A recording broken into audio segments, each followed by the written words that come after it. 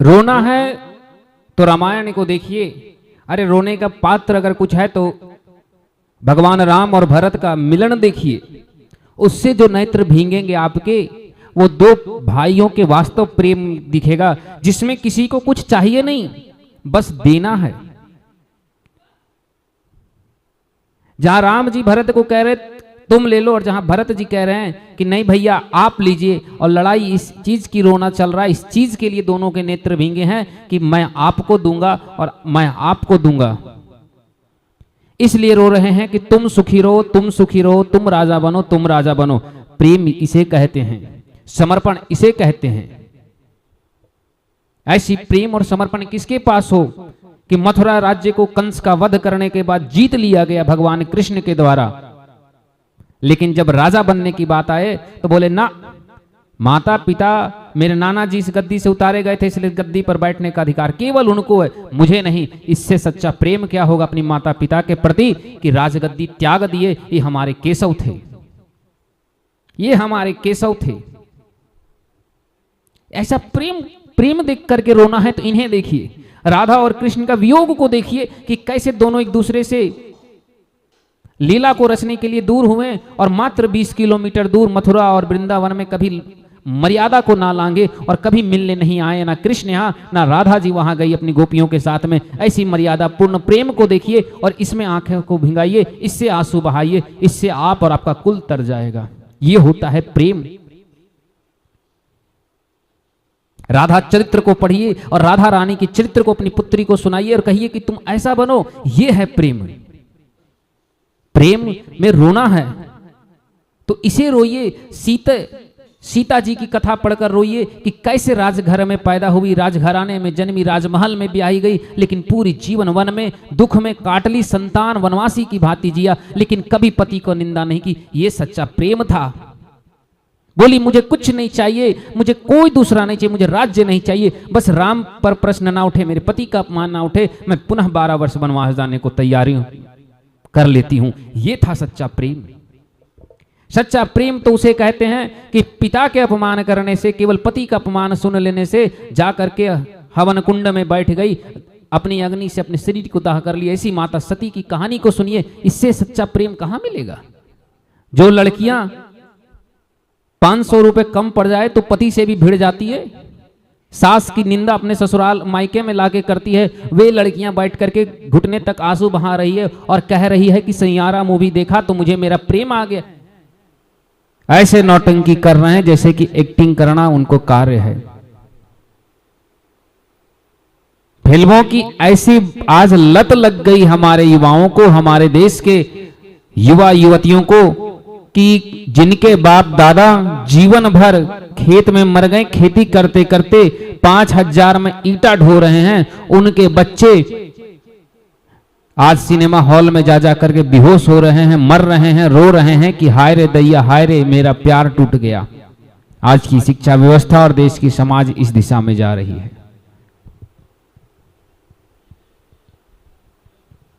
बाप गांव में मर गया, लोगों के घरों में मजदूरी करते करते, और बेटा बेटी सिनेमा हॉल में मर गई फिल्म देखकर रोते रोते।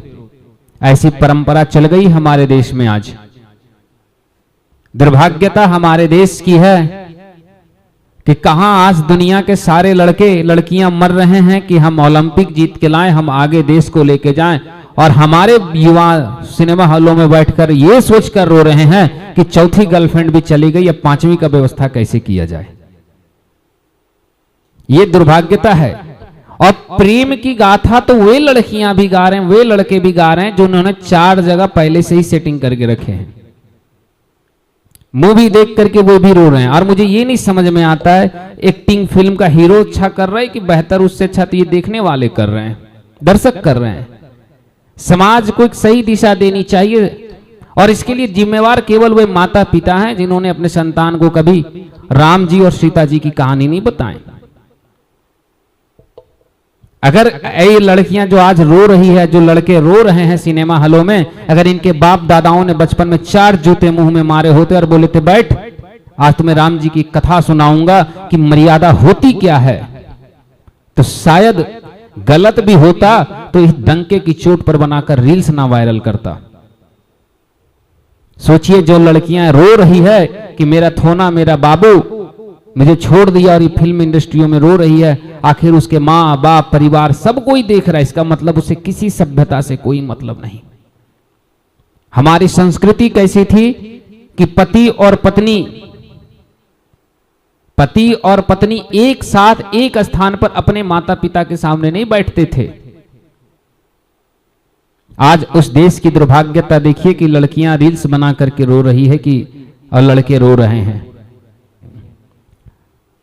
सैयारा मूवी देख करके रो रहे हैं। मुझे देख करके आश्चर्य लग रहा है कि ये कौन लोग रो रहे हैं? वे लोग जिनके बाप दादा खेत में मर गए मजदूरी कर कर, और बेटा मर रहा है सिनेमा हॉल में गर्लफ्रेंड को याद करके रो रो करके। ये कौन सी प्रवृत्ति और प्रकृति हमारी हो गई है? ये हमारी समाज जा किस दिशा में रही है? एक मूवी क्या आया कि रोने के स्थान में जिन फिल्मों पर रोना चाहिए हम उसमें देखने तक नहीं जाते, और जिसे देखना भी नहीं चाहिए हम उसके लिए अस्पताल से उठ करके जा रहे हैं और वहां रो रहे हैं बैठ करके।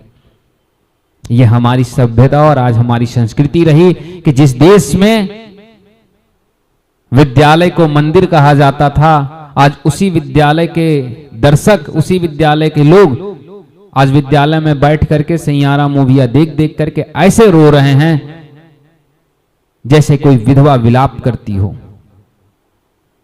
बस मैं इस फिल्म के ऊपर या मुझे किसी भी चीज पर कुछ बोलने की आवश्यकता नहीं थी, ना मुझे बोलने की इच्छा थी, परंतु मैं 2 दिन से जब इसे देख रहा हूं तो मुझे एक ही चीज मन में आया कि ये लोग जो बिगड़े हुए हैं, जो ये लोग कर रहे हैं, इनकी गलतियां नहीं हैं, गलतियां उन माँ बाप की है जिन्होंने इन्हें बचपन में इनके हृदय में राम और सीता का छवि ना बिठाए।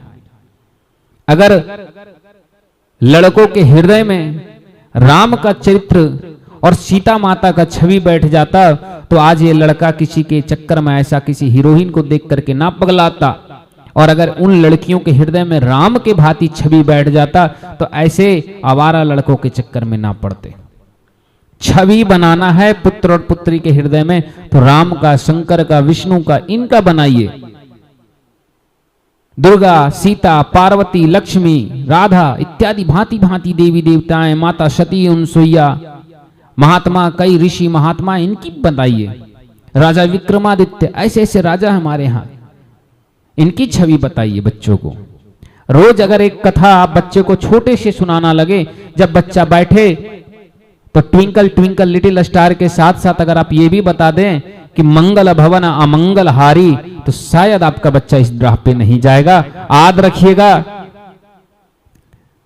बेटा को पढ़ा लिखा करके आप IAS IPS अधिकारी बना दीजिए, लेकिन वही बेटा जब कोई एक थप्पड़ मार दे या एक दिन आपको गाली दे करके कह दे कि तुम निकलो मेरा घर से, या तुमने मेरे लिए किया क्या, उस दिन तुम्हारे हृदय पर सबसे बड़ा आघात होगा। इसीलिए बच्चे को IAS IPS बनाने से पहले उसे संस्कारी बनाओ। और आज ऐसी फिल्मों के कारण हमारा देश वैसे भी बर्बाद हो रहा है, तो इस बॉलीवुड से आप अपने संतान को जितना दूर हो सके रखें। अगर घर में टीवी है तो उस टीवी में कार्टून लगा दीजिए, दिन भर कार्टून देखिए, कोई दिक्कत नहीं, माइंड फ्रेश, दिल फ्रेश, बच्चे भी सुकून से जिएंगे। कार्टून देखते रहिए, मोटू पतलू इत्यादि जो जो दिखे देखिए, कम से कम सुकून और जिंदगी में सभ्यता तो रहेगी। मत देखिए कथा, कथा में बोरिंग लगता है, ठीक है कोई बात नहीं, मत देखिए। कार्टून में तो एंटरटेनमेंट लगता है, कार्टून देखिए ना, बच्चों के साथ बैठिए, कार्टून लगा दीजिए और दिन भर देखिए। दिमाग भी शांत, दिल में भी अच्छा, कोई आपके गलत हीरो नहीं बनेंगे। ऐसी चीज देख लीजिए। अगर कविताएं सुनना है, हास्य कविताएं देखना है, तो आप हास्य कवियों के सम्मेलन को देखिए, जहां अच्छी अच्छी बातें बताई जाती है, जहां पे कॉमेडी भी होता है, एंटरटेनमेंट भी होता है, लेकिन मर्यादा में रहकर होता है। इसीलिए अपने आप को, अपने परंपरा, अपनी कुल, अपनी मर्यादा को गलत दिशा में ले जाने से बेहतर आपके संतान एक दिन कुमार्ग पर चले जाएंगे तो आपका सारा पढ़ाना, आपका सारा धन व्यर्थ हो जाएगा। इसीलिए मैं कहूंगा कि आप अपने बच्चों को ऐसे फिल्मों से दूर रखें, और रखें ही इस बॉलीवुड से दूर पूरा। जितनी हो सके आप अपनी धर्म ग्रंथ की ओर जाएं, अपनी सांस्कृतिक फिल्म दिखाएं। अभी ऐसे ऐसे फिल्म आ रहे हैं हमारे देश में देवी देवताओं के ऐसे ऐसे रामानंद जी महाराज के रामायण और कृष्णा जैसे सीरियल है, इन्हें लगाकर दिखाइए, शायद उनकी सभ्यता अच्छी दिशा में जाएगी। बाकी आपकी स्वयं की मर्जी, हमारा कार्य है सिर्फ बताना, चलना या ना चलना यह आपकी उत्तरदायित्व है, हमारी नहीं।